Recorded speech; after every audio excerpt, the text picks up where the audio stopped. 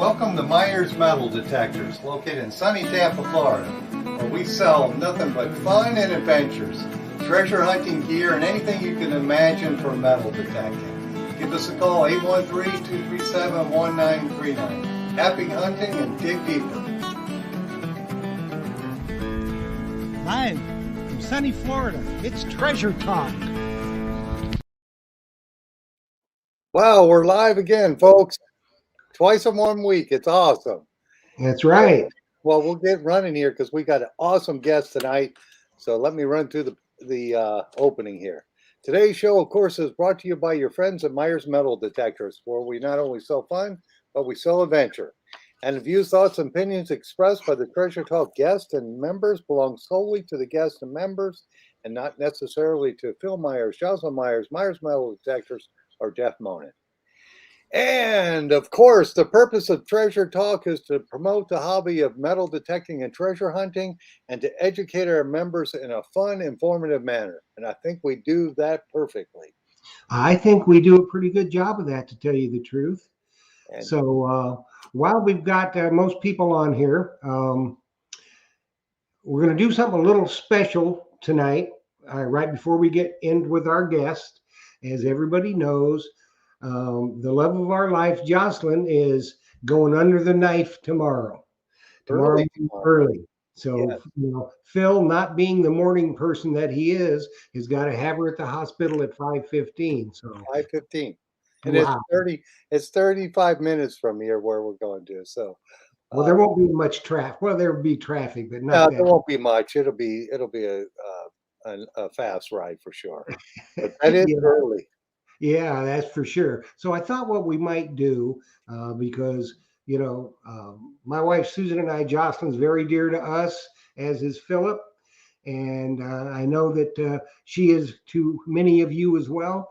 So with her having her surgery tomorrow, I want to take a brief moment and let's just say a little prayer for Jocelyn, for her to have a very successful surgery. And also we'll say one for Phil for his safety in the coming days.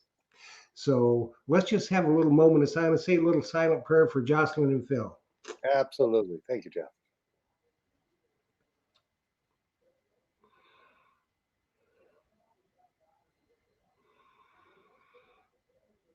Okay, she's going to do good. She's going to be up and being a rocket before you know it. I'm going to tell you. And I was telling you, Jeff, I think they're going to send her home the same day. Yeah, so they don't mess around anymore. I mean, they do it quick, and hopefully I'll be up to the task of being a good caretaker. Oh, I think you will. I have no doubt about that. Yeah. She's in good hands. Yes. So anyway, Jocelyn, I'll have my love, Susan's love. We're going to be right there with you through the whole thing in our hearts. So we got a great guest for you tonight. Many of you know him. If you don't, then you're in for a real treat tonight. So let's get him on here and let's get this ship a rocking and a rolling for everybody. Let's welcome Steve Zazulyk. Let me find him here. There he is. Hey, Steve. Hey, Steve. How are you? Welcome back. Put him in the big square there, Jeff. There we go. Yep. Welcome back, Steve. Welcome back to the show. It's always a pleasure. And for folks who don't know Steve, why don't you tell us a little bit about yourself and where you're at right at this moment? Actually, I'm Canadian. I'm from Canada. I'm a dive detectorist from Canada, treasure hunter. But currently, I am in Zion Park in Utah. So, I'm a little bit away from Canada right now. And I don't know if anybody's ever been here, but it is just absolutely beautiful out here. So what are you doing there? I just did a 5-hour river hike, and I literally got back 5 minutes ago.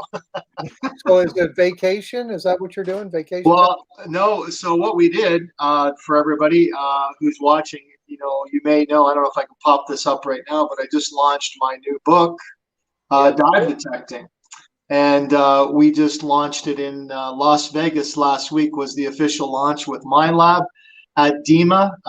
So DEMA is the basically the convention for divers and manufacturers in the scuba industry. And yeah, it was fantastic. We went there, met some old friends there that were divers. It was great. And we launched the book. Awesome. That's cool. Yeah, so it was really fantastic. So Mind Lab was there with me. I guess just about a year before COVID, the global marketing manager, Michelle Myers from Mind Lab, approached me and said that she really had enjoyed my first book, Ring Finder, and if I'd be interested in doing another book, featuring the Mind Lab product, which I use anyhow. And I said 100%, I'd love to try that, not knowing we were going into COVID. So trying to write a book through COVID and get photography and do that was quite a task, but we did it. Awesome. So you were there with Mind Lab. So what detector are you currently using right now? Well, Phil, guys, like the detectors are like golf clubs, right? You and I both know, like, one will do one thing and another will do another thing. And I'll be quite honest with you. I do use Mind Lab, but I also use Garrett. There's all kinds of detectors that I use that are fantastic detectors. I don't really stick to one.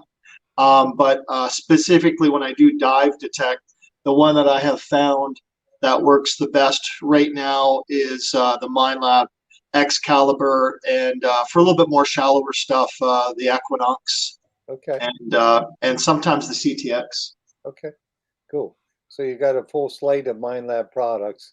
I'm kind of the same way. I have different brand detectors. I'm not a brand loyalist. I'll jump around. I just like, they're all nowadays. They're all pretty darn good, compared to some of the older detectors we've used. Yeah, there's a lot of competition, and I mean, if you're like yourselves, if you're in the industry, there are some incredible machines coming down the tube right now for people.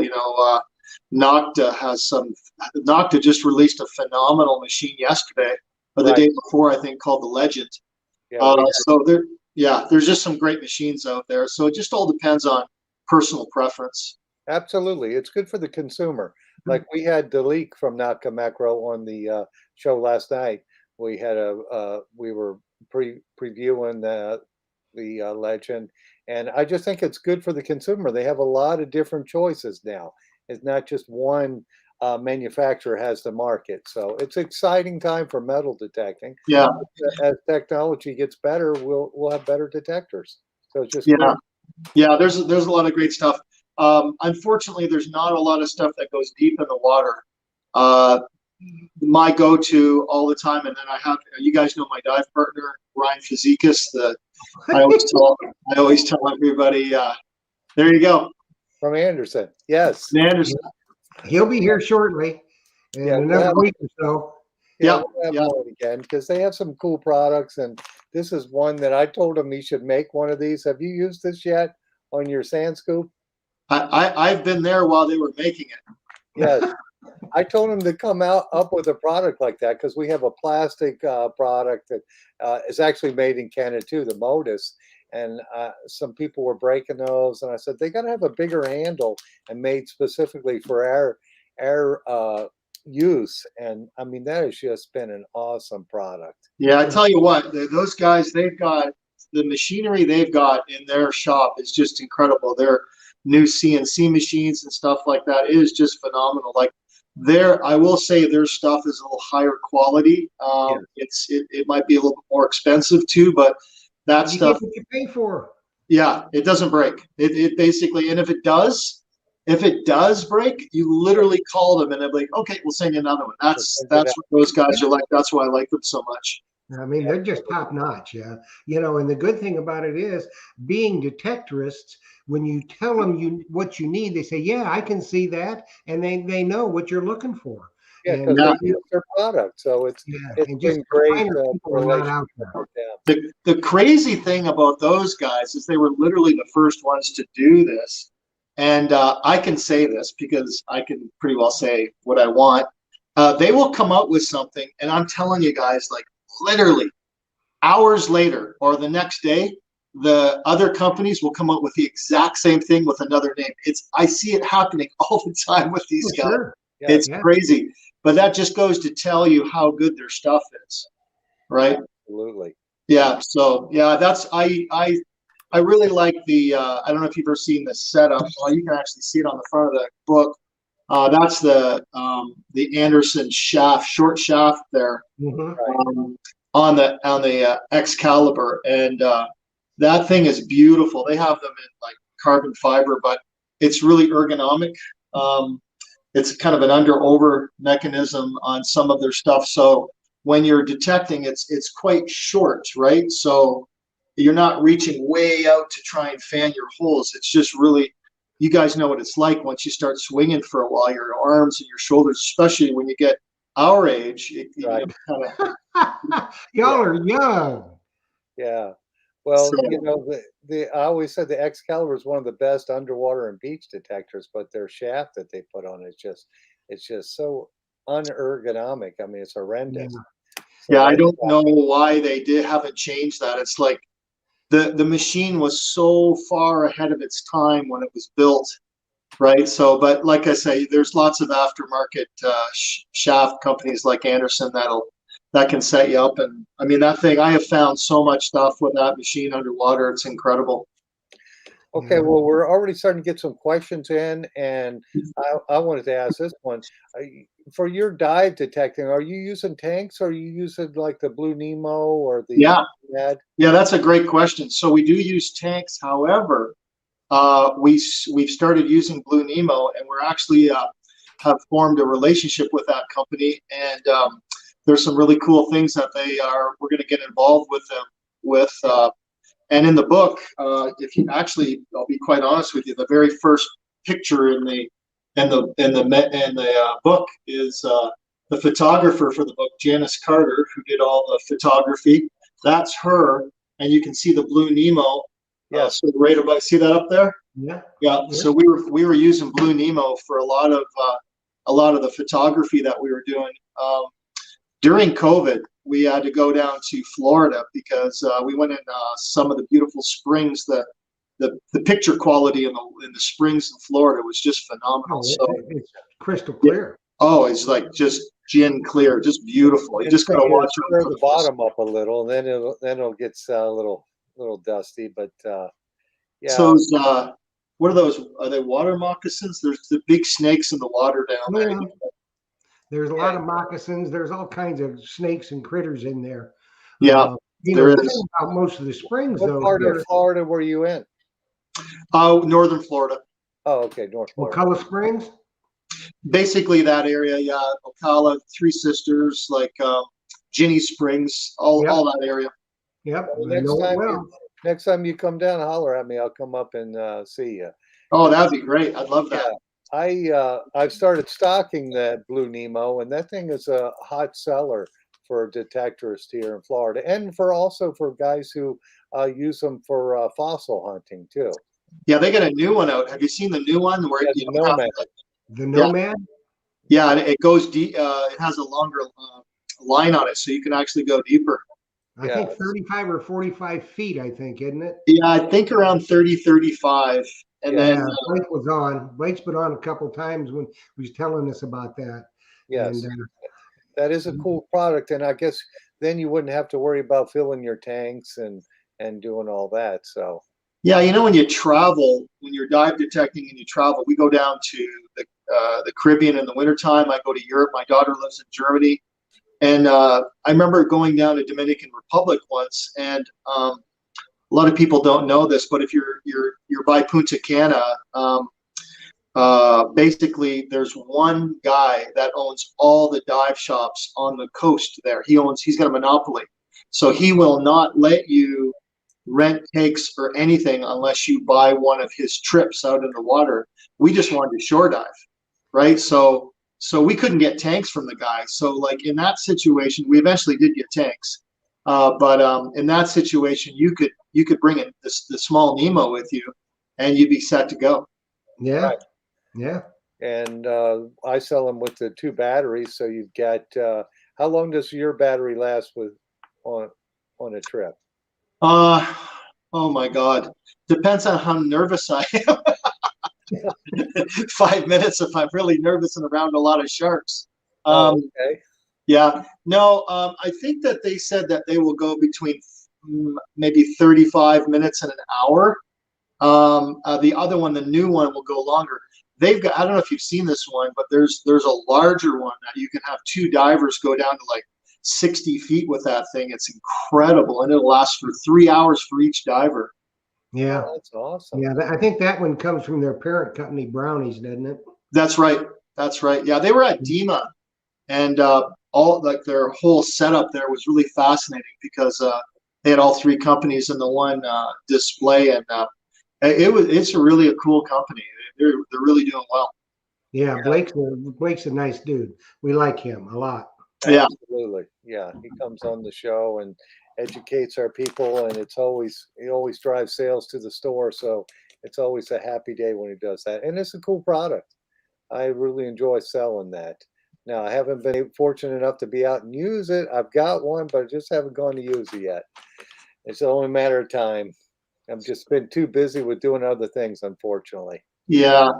You know, the great thing about what we do, the dive detecting, is that, you know, and the whole reason I wrote the book was, you know, we can't be all, you know, Treasure Coast divers diving the Etosha. Oh, But we all do have a body of water close to us in most cases where there's old swimming holes and a beach or something like that that's fairly close by. That if you got certified to go in the water, there's just so much stuff in the water. You know, even if you've got a ton of detectorists walking in the water, you literally just get an inch out past, you know, chest deep of those guys, and you'll just start hitting stuff. Right. There'll be more stuff out there. I have a lake close by here, and I have a friend of mine who hunted it years ago, but he said the swim area is now underwater because they rose the lake level. And he wants to use the Blue Nemo to go out there in 10 feet of water, and he'll be way out past. He'll be where the old swimming beach was at, you know, in the 40s or 50s. So you know he's going to find a lot of silver coins and stuff that you couldn't reach just by waiting. yeah. Yeah. Well, we got a question off of YouTube from Mike Mayo, and he says, "Can you stay down 3 hours at 60 feet?"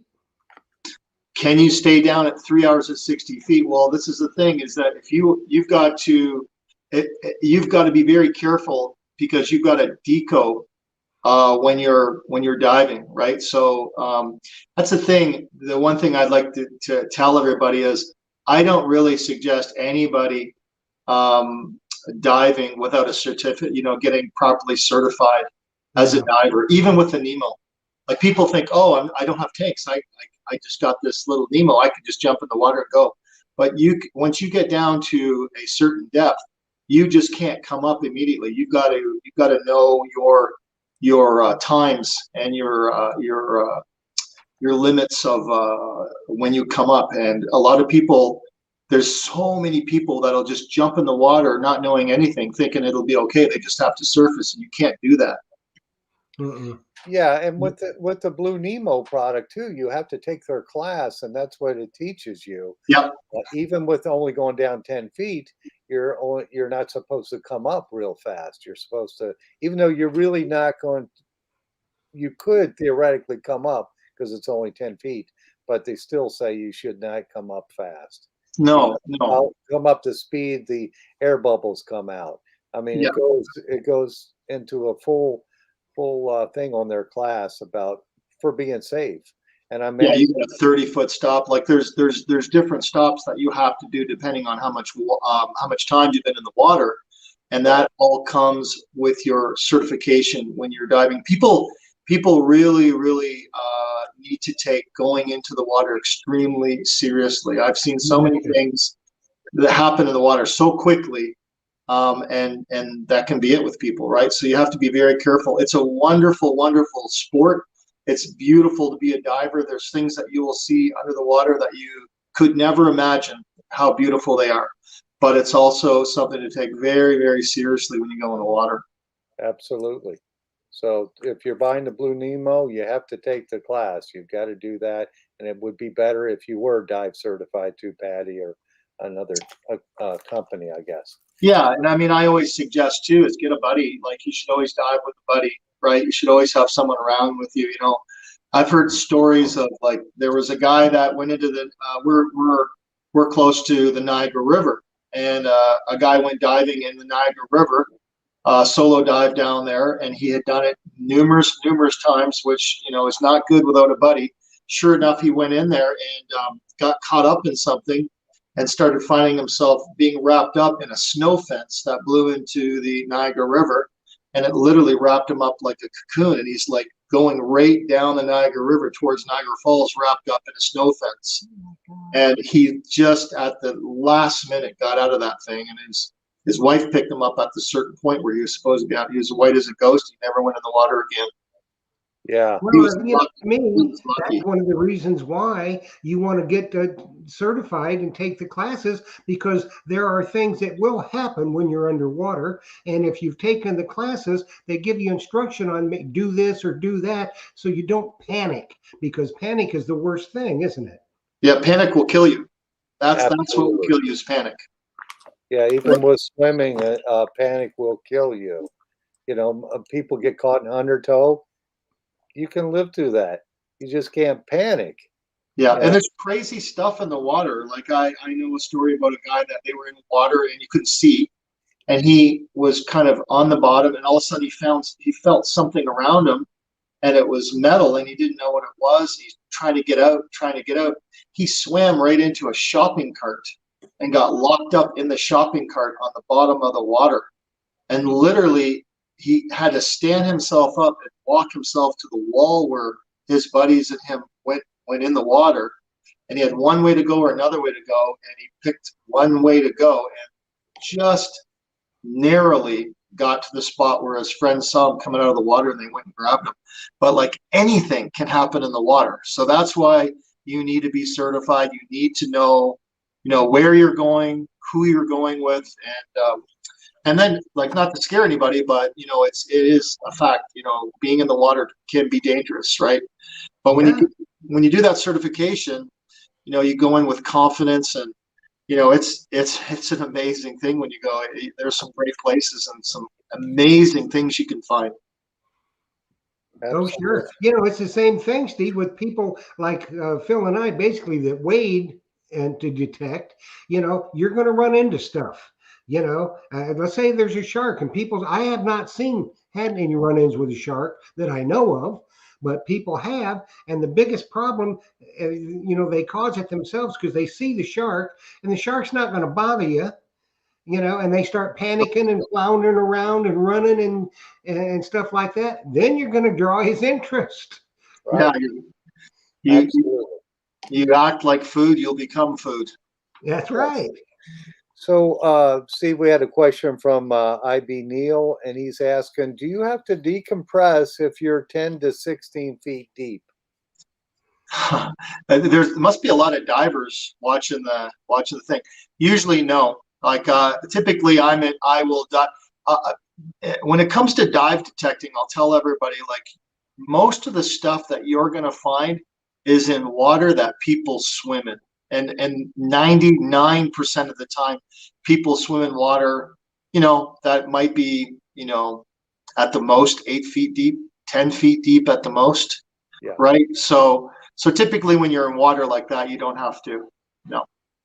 Yeah, even with the Blue Nemo, they still want you to come up slow and take your time. Yeah, take your time, but, you know, in shallow water like that, you're usually okay. Yeah, you usually don't have the health risk. And that's why I probably won't get the Nomad, but I do have the Blue Nemo because I don't want to. When you come up, you don't necessarily know what's waiting for you up there, so come up slow. Well, we've been in the Caribbean, and I don't know if you guys have seen this in the Caribbean, but they'll take people out on those boats, banana boats and stuff like that. And at the end of the day, they'll go out about 300 yards and then just wind the boat up and head for shore so they can slide the boat right up on shore, right? So when you're out in the water, you have to be very careful, because the next thing you know, you could have a boat coming right at you, like 60 miles an hour, heading right towards you, right? You have to be so careful of what you're doing. I was in where was I in? I was in Aruba, and with Ryan, and we were in a great spot, right? Everything was going good, and I have tinnitus, which is ringing of the ears, so sometimes I don't hear properly what I should, and we have squealers. So if anything's coming along, we give ourselves a little squeal just to, hey, pay attention about what's going on. And I started finding a ring and got so involved in that I didn't hear Ryan's squealer, and the next thing you knew, I looked up and there was a massive party boat catamaran right over my head. People starting to jump in the water and the whole bit, and I was like, oh my God. So yeah, anything can happen. You have to be super careful and super aware when you're out there. Absolutely. We got another question from YouTube from Mark Fiorella. He wants to know, do you use the big flashlights on the bottom? Typically no, but that when we go in at night, we will use a light, but most of the time, I'll be quite honest with you, when it comes to detecting for myself, I like to be out of the water in the evening at night. If I can't find it through the day, I'm not going to find it at night. Just more things can happen. I mean, night diving is absolutely beautiful. Janice, who I told you guys about, she's the photographer for the book, but she's also probably one of the most accomplished scuba divers that I've ever met. And she's literally dived around the world for years. She's done photography for National Geographic. She has no fear of going in the water. There's stories about them chumming off the back of a boat, and she'll jump in with her camera, right, in the dark, in the middle of the night. But it's just not my thing. I don't like going in the water. I'm a chicken. That's it, right? To me, when it gets dusk, it becomes dinner time. That's exactly it. Yeah, we see it, Jeff, on our beaches, and when it's dusk, then the big fish come in closer to shore. Yeah. They're looking for something to eat. So yeah, they really like Canadian bacon too. So I try to get myself out of there pretty quick. I tell you what, they like a big old fat boy like me. I only have to get about 2 bites, and I'm good for a month. Okay, yeah. So I was going to say, Steve, let's talk about your new book. Your old book, which I have at the shop. I'll have the new book here shortly, I imagine. Probably. Yeah, you will. So. Got a case coming your way right now. Okay, well, the old book, or the one you first wrote, this was your first book, wasn't it? Yes, sir. Yeah. Okay, was How to Make a Profit with Your Metal Detector, which is, to me, it's just a natural extension of your metal detecting and treasure hunting, is make a little extra money, pay for the detector. Even if you're a relic hunter or whatnot, you can make a little money helping people out. Or if you just want to donate your time, that's cool too. But your new book is on, go ahead and tell us a little bit about it. Yeah, so the new book is actually called Dive Detecting the Modern Treasure Hunter. And I wrote it just because when I got into, I was very fortunate to meet my friend Ryan Fazekas. He'd already been into it. Ryan is without a word of a lie, one of the best dive detectorists I've ever met. He's amazing. And we became really good friends, and he basically kind of showed me, the ropes, and I learned a lot on my own. And at the time, there was no book. There still hasn't been. This is the first book of its kind to be written about this type of dive detecting. So there was no book at the time, so I couldn't go to anything and reference it. So my idea was to write a book to take someone right from the get-go, right from, okay, I'm really interested in getting in the water with my detector. Where do I even start? Like, how do I even begin to do this? So I wrote the book for people like that, and then I also wrote it for people that have been doing it for years. So it'll walk you through basically buying the equipment, learning what kind of equipment you should use, where to use the equipment, where to start looking for places to like locate like the best possibilities to find things. Then I put when you write a book like this, as you guys know, it can get pretty boring after a little while. Like I've read some other people's books, and I don't, not to be rude, but I read them to go to sleep at night. I just don't like manuals. I'm just not that kind of a guy. So what I did with this book, and it was mentioned on Ring Finder. Somebody said, "Boy, I heard this guy on a podcast, and he was so great. He had great stories, but he never put any of the stories in Ring Finder." And I put a few, but in this book, I have something called Steve Stories, and they're right through the whole book, and we talk about some of the crazy stuff that Ryan and I have done. Like, for example, one of the stories, we would go down to the Caribbean and want to get into the resorts to dive detect on those beaches because we knew they were loaded with gold rings. And we'd go in and ask them, like, no. So we were sitting on a curb one day because we got turned away, and we said, we should just do, it's just like get all of our stuff on and march in there like we actually own the place, like we're supposed to be there, and see what happens. So we got all of our stuff on and literally walked right through the lobby. There's tons of people. All of a sudden they stopped talking and they looked at us, and it was like parting of the sea. And they opened up and let us walk right through with our detectors. And the security guard saluted to us as we were going by. You should have had a fake badge that said CSI on it. Just Yeah. And they're like, "Yep, go ahead, sir." Yep, no, and we went right through it. Like, there are stories like that throughout the book that people would really enjoy. Yeah, absolutely. So do you find, so what you're saying is like the hotel or resort didn't want you to use their property unless you were staying there?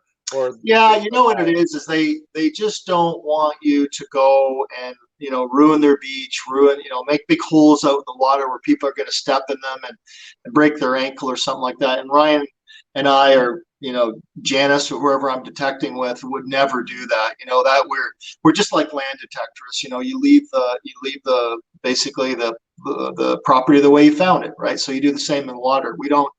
We really advocate really good practices with marine life in the water. We don't want anybody disturbing any coral or anything like that in the water. And that's the whole idea of the book, is that you're not out in those areas. You're just on beaches, right? So it's very easy for any of us to go in the water right there and detect. And it tells you everything that you need to know to be able to do that. And some just like little key kind of tricks and tips that we use. Like here, for example, we would go down to the Caribbean, and a lot of the places were hunted out where we would go. But what people didn't know is that typically in the Caribbean, when the hotels go under all the time, and this is what will actually happen when that happens, is the town will find out that the hotel is going under that day because people locally work there, and there will be a run at that hotel, and everybody will loot that hotel in literally hours. It'll be empty. And then they just leave the hotel, and it's just like Jurassic Park. The whole jungle will grow over top of that hotel, where you won't even see the hotel within a few years. So if you go on Google Earth and you look at, Dominican Republic or something like that, you can't even tell the hotel was even there. But as I mentioned on this show before and on many other shows, there's a dial back feature on that where you can dial back the years to like some of the first photography in that area. So you can dial back to the 90s and 80s, and all of a sudden, poof, there's a hotel right on the water. So we would go to those hotels that you could not see anymore. And like literally Ryan and I would be bushwhacking through like jungle almost to get to these hotels. And next thing you know, you're in this massive hotel that you can't see. Go down to the water, and get in the water and find 18, 19 gold rings. Oh, that's incredible. And you have stories like that in your book. That's all in the book. That's all in the book. It's full of stuff like that. In all honesty, this book is a really, really good book for people to read, enjoy, and get into the hobby. Awesome. And we're going to give out a few of those tonight, aren't we, Jeff? Oh, we are.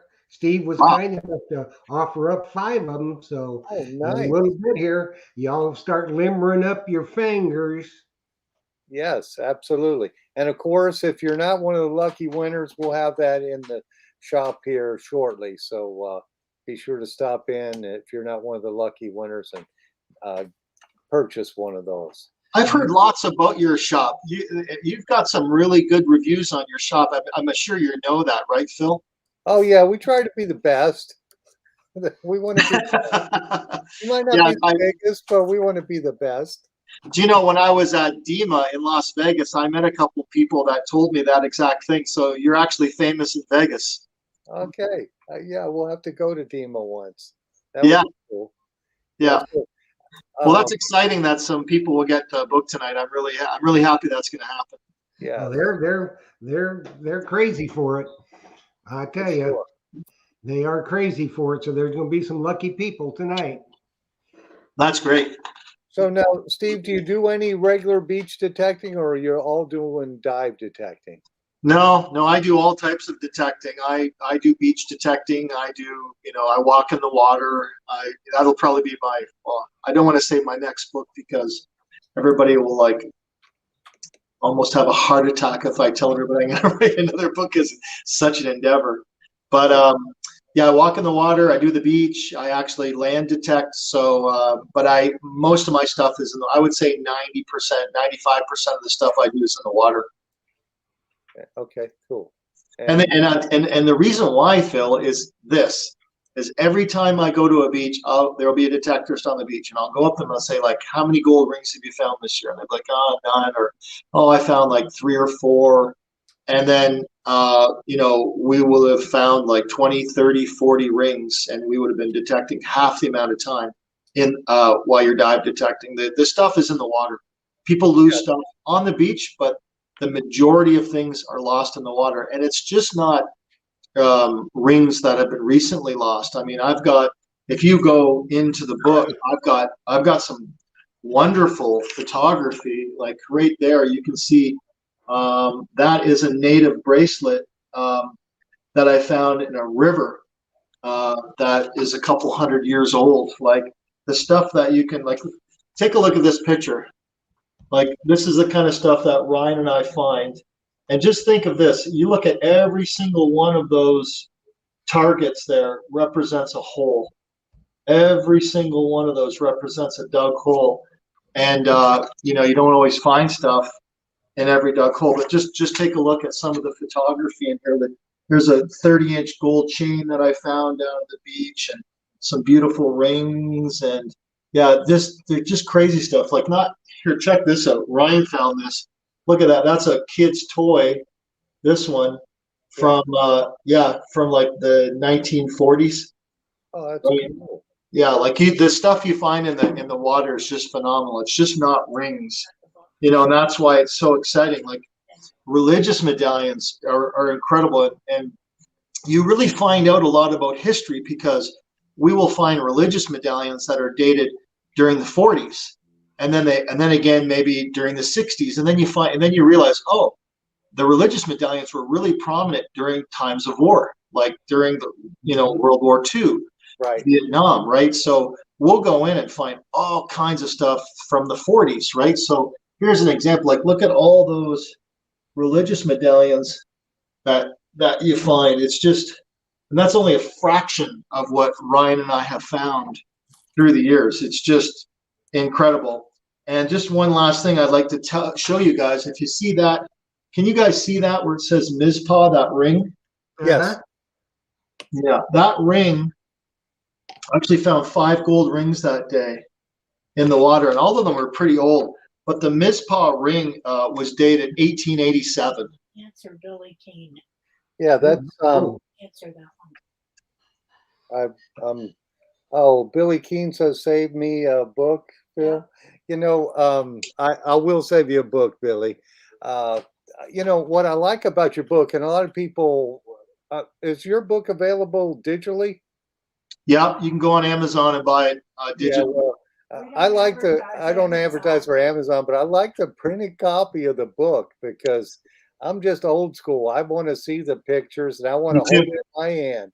So I'm glad you have it digitally, but for most people, if they're like me, it's nice getting the book.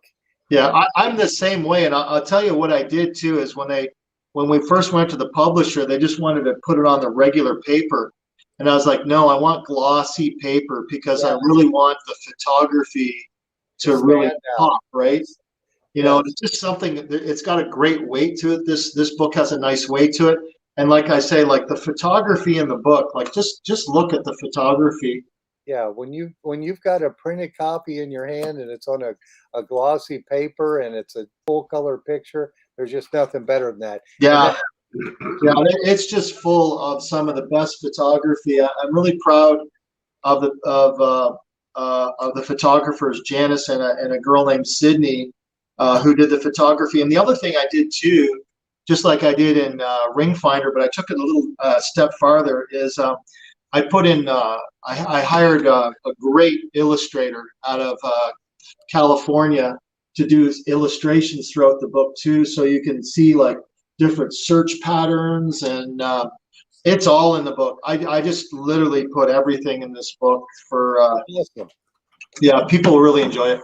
Yeah, I can't wait Yeah, to that get them makes a in the big shop, difference. and I'll have to order some more of the Ring Finder book also, I'm sure, because that's an excellent book, especially for people who want to learn how to make a little extra money with their metal detector, make it pay for itself. Because I know a lot of people say, "Oh, I find a lot of gold, I supplement my income with it." But I said, "Well, where do you sell your gold?" "Oh, I don't sell it. I just keep it." Yeah, whatever. We Whatever. got a question. I have the Ring Finder book, but yes, Jocelyn, I'll have them in the shop. Steve's already shipped them to us, so we'll have them probably within a week, I imagine, because Yeah. Jeff has the ones there. And you're so correct about the water is where the money's at, because even the wet sand and the water, beach hunting, uh, that's where the money's at. Up on the beach, yeah, I've seen some crazy stuff found in the dry sand on the beach, but you have so much competition there. Out in the water, it's not as much competition. And yeah, going out a little deeper with your dive units or diving, you have a better chance of finding older stuff that you're not finding in the shallower water or up on the beach. So that's really cool. Yeah, Okay. and I like to snorkel a lot too. It's not always with tanks. I love just getting in the water. I actually it's strange. I when I first started, I used to use a scoop, but I actually prefer when I go in the water. I like to fan. I fan out with my foot and I fan out with my hand.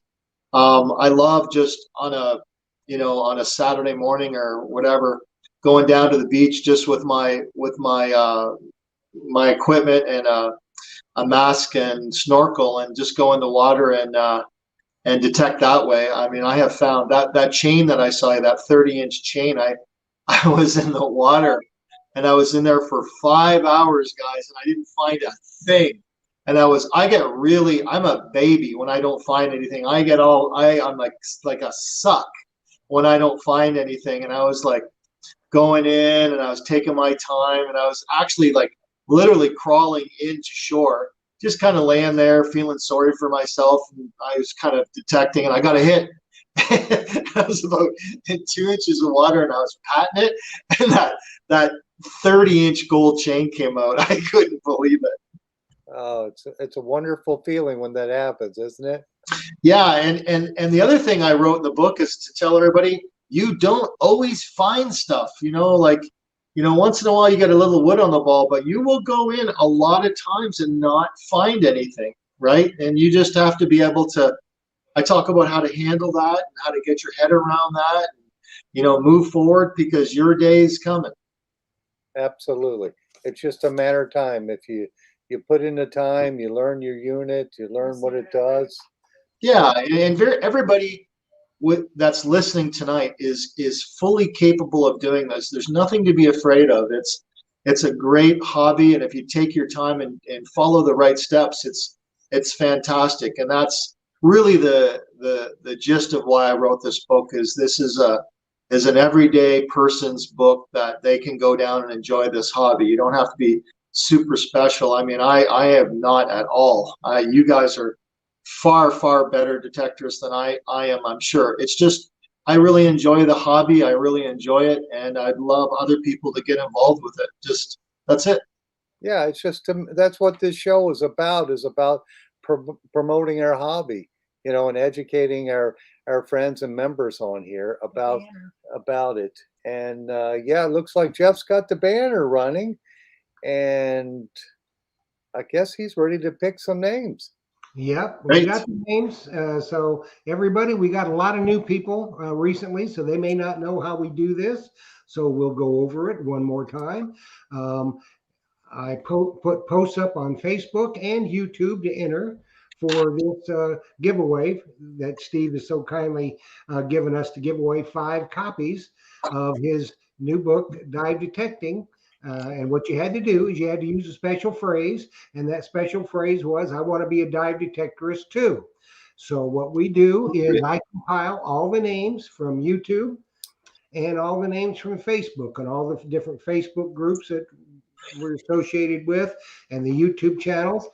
And I put them into a random name picker, and I picked out 5 names. Now, how we're going to do it is I'm going to read off all 5 names. You'll have 3 minutes from the time that I announce the names to either text or Facebook Messenger with your name and that you were here to either fill it or myself at the numbers scrolling across the bottom of the screen.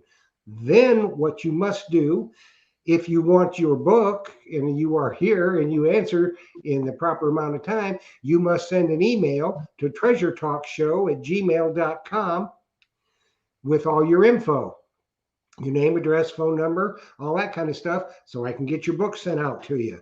So with that being said, let's mark the clock. It's 7:47 right now. So I'm going to read off 5 names. So get your fingers ready. James Frazier, Annie Ross, Sue Albert Kelly, Dan Graham, and Debbie Tumbleston. You guys got 3 minutes. Absolutely. That's great. And Think they're on. Steve, had you seen the at the dive show? I don't know if Deus was there, but they're coming out. I don't know if you saw the Deus 2 is coming out for the metal detecting. Yeah, they weren't at the. I don't believe they were at the dive show. I didn't see them. If I would have stopped by to say hello. So no, I didn't know that, but that's kind of exciting too. Like just it's a great time for metal detecting, and the new detectors coming out it's pretty exciting. Yeah, for you that would be good because that one is waterproof, I think, to 60 feet. Oh wow, okay, that's So, nice. so that's of course NACA's got theirs coming out, waterproof to 10 feet, and simultaneously. I like that company, Nocta. Yeah, those guys are going to do something. You can tell they're a good company. Yeah. Have you tried one of their pulse knives? Oh, buddy, I love it. Do you? I love it. Have you Yeah. seen the bigger coil one? Yes, we have them in stock too. Yeah. The 8-inch coil on it, so it'll cover more ground, go deeper, of course. Yeah, see, that's great when you're hiking in, or even today where we were in Zion National Park, where we were walking through a river where it would have been difficult to kind of take a big detector, take a detector in there, but that pulse you can just pop right into your backpack, right? So it's kind of nice. Absolutely. And Jocelyn said that Dan, was it Dan who? Dan? Yeah, I got Dan Graham, and Annie Ross. Dan Graham. So we got one winner. Yep, I got Annie Ross and Dan Graham. Got 2 winners. Got 3 others. They got their times running out. That's gonna be a They got about 30 seconds left. Oh, And then I'm calling 3 more names. And Steve, someone's asking about your hats. yeah. So it's funny. So the ring finder hat has this whole thing about it. So we started giving out these ring finder hats, and people were finding that they were finding a lot of rings with the hat. And the next thing you know, like everybody was talking about this hat, when they wear it, that I don't know what it is, but anyways, people, I can't keep them in stock. People keep asking for them because they believe they're good luck. So we actually just had some more made. So we're going to put that on my website, which is zazulyk.com. Also, divedetecting.com will go into there, or the ringfinder.com will all go into the same website. But maybe I can send you down a bunch of those hats too, Phil, for your customers.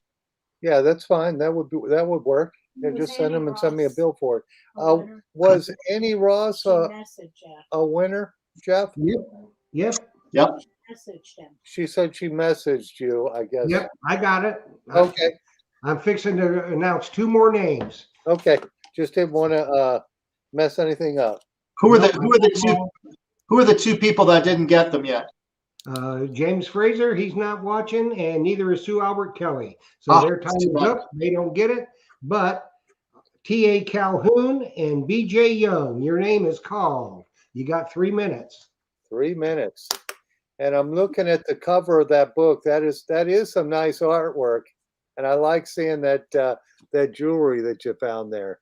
Yeah, that I gotta tell you, that cover, again, my photographer Janice Carter did that cover, and we were in Florida in the Springs, and that thing has not been edited. It's crazy. When we saw that photo when we came up out of the water, we're like, oh my God, there's the cover of the book. It's absolutely stunning. Yeah. So, but it really displays what dive detecting is all about. It's that excitement of detecting. It's beautiful. I always tell everybody that we all have a little bit of Indiana Jones in us, and it's a great way for people to experience that. Absolutely. And I like you have Ryan's dive shaft, and you've Yeah. got the yellow knob guard on it too. Oh yeah, we even, if you look really closely, just above the coil, you can even see their bag, their pouch, the Anderson pouch. I had on. That pouch is awesome because it has a little clip inside it. So you open it when you find a ring. You guys will know this. You get so paranoid about you're going to lose it. Right? Absolutely. So even if you put it in the zipper, I don't know if you guys. I'm always checking it. I'm like a psycho when it's in there. I'm like, is it there? Is it there? So what they did is they put a little carabiner inside. On the inside, yes. Right. That's so what I do. yeah, that was smart. So typically we will wear a carabiner on our equipment, our right, like up here, right? So we will put on the rings up here, but that is just a little, we call insurance place to put the ring, so you know for sure when you come out of the water you're going to still have it. A good friend of ours, Pete Anderson, was in the water once a long time ago, and he had, the nail pouch you get from Home Depot. Yeah. He had 5 gold rings in that, and he was detecting. When he came out of the water, the pouch had let go off, and he never found the pouch. We always talk about that pouch. I'm still looking for that thing. Yeah, I have those printed for my shop, the nail apron, but it's for land hunting. Although I do tell people, if you want to use it in the water, put some sand in it, but make sure it's secured real well. Yeah. But I used one of those when I started detecting, but now I have a mesh pouch similar to the Anderson one, and we have that one in stock. But the thing about the Anderson, I do like that carabiner on the inside of it. So if you're out hunting with your buddies and you want to brag about your ring, you can easily get it out of all the trash. Exactly. Out and show it to them. Whereas me, if I'm using my pouch, I've got a bunch of trash in there with it, and I got to sort through all that. Yeah. Well, I use Phil's pouch because it's got the 2 different compartments.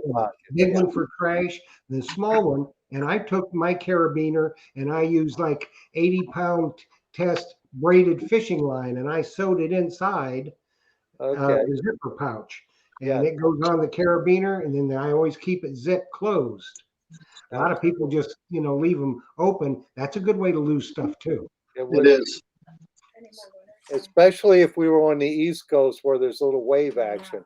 But over here, I try not to get in the water unless it's nice and calm and flat, because I've lost my glasses before, and they're expensive, and I don't want to do that. So I try not to go into the rough water. So did we have all of our winners, Jeff? We do. Awesome. Yeah, if you're any of your viewers go on to either Instagram, we have my page is called Dive Detecting. You can go on there and you can see the new sizzler that we have for the book that we created, and it's live footage of us recovering some of the stuff in the book, and it's a pretty exciting couple of minutes of the sizzler if people get a chance.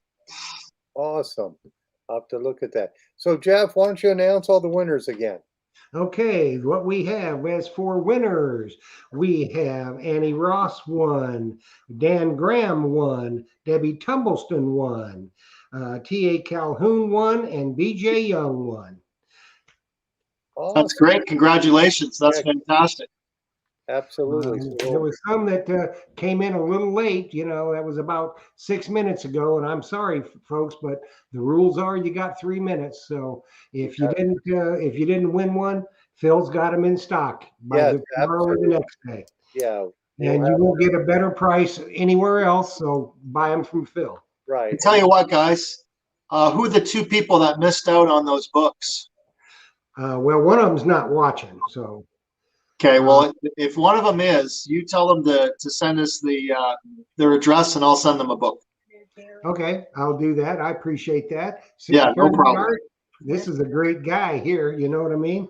That's for.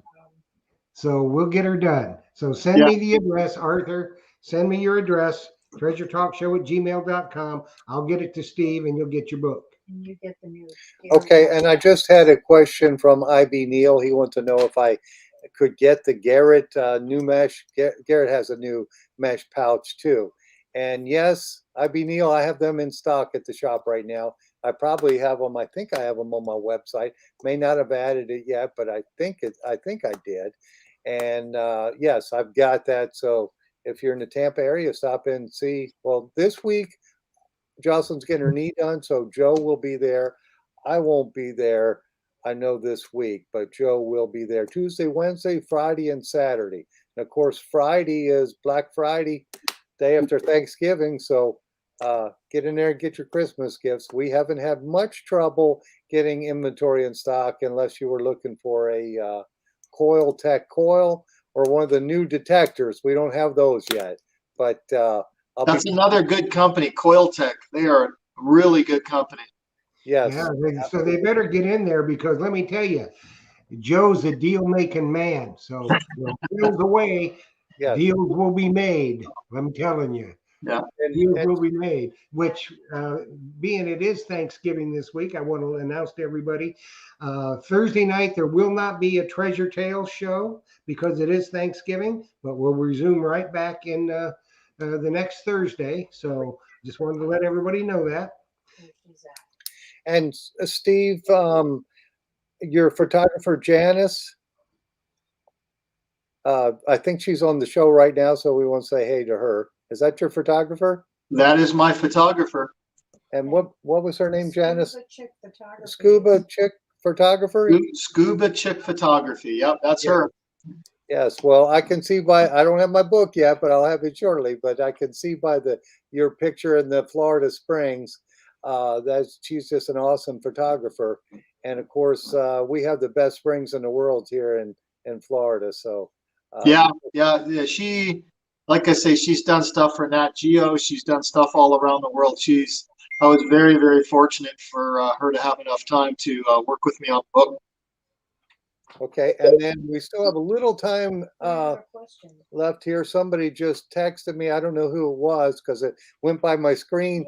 Yeah, the technology is so quick here, but he texted me personally and they said, ask Steve what he thinks about his Excalibur. My Excalibur I love. The reason I love it so much is because it's literally bulletproof. I hate to admit this, but I'm terrible on my equipment. I've had stuff roll out of the back of the truck, off the end of my van. I've thrown equipment on that thing, and it just keeps ticking.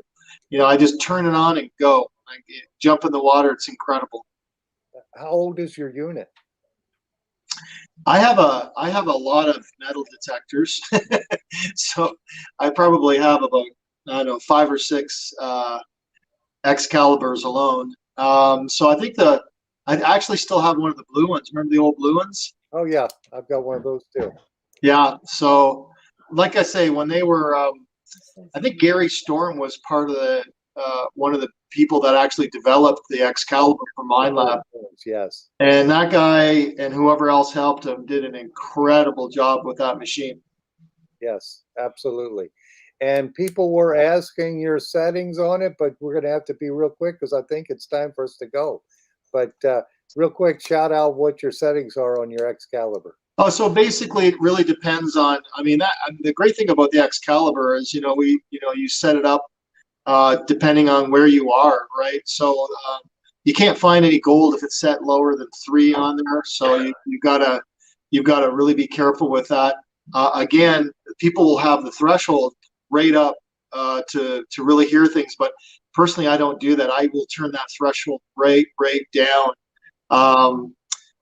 Just because I got a problem with my ears, but it's really a great machine to just turn on and go. So if you really want to know the settings, buy my book. They're all in the book. That's right. That's That's right. it.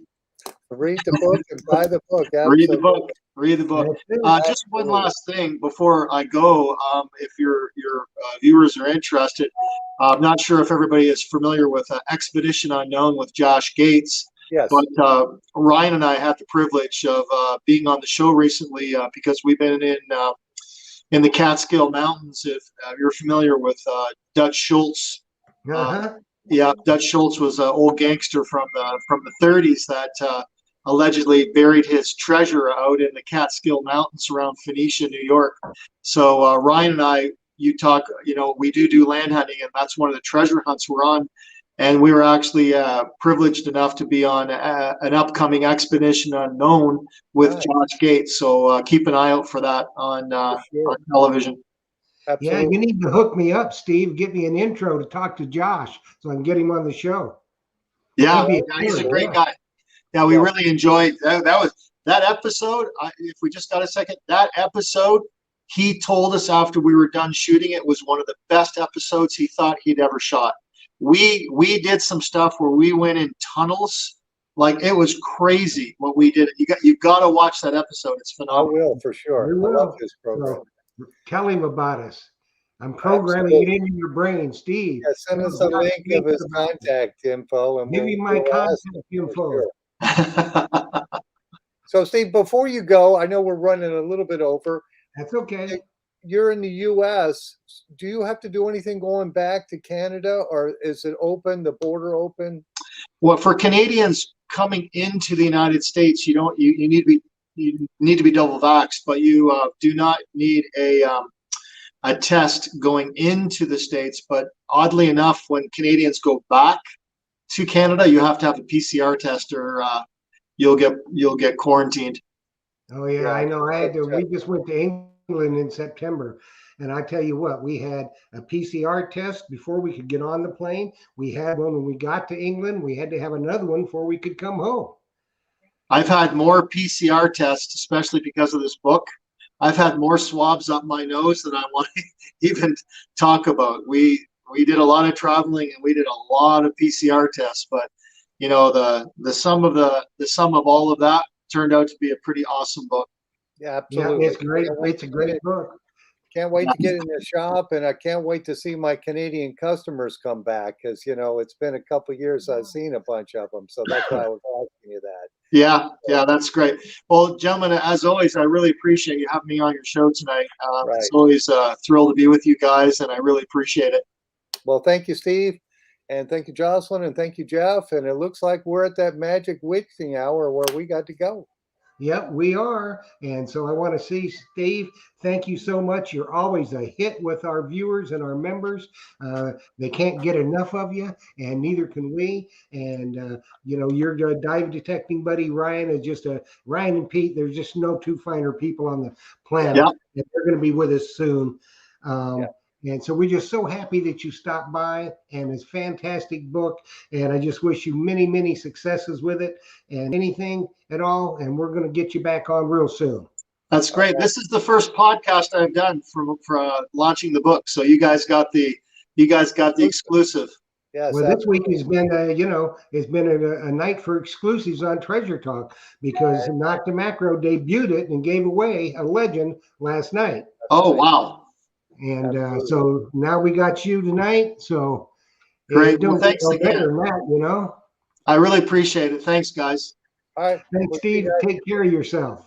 Thank you. Thank you. Dig deeper, my friends. We'll see you All right, guys. we'll see everybody next week on Monday. No Treasure Tales on Thursday, but we'll be back on Monday with another edition of Treasure Talk. So good night, everybody. Happy hunting and dig deeper. We'll see you guys. We'll see you.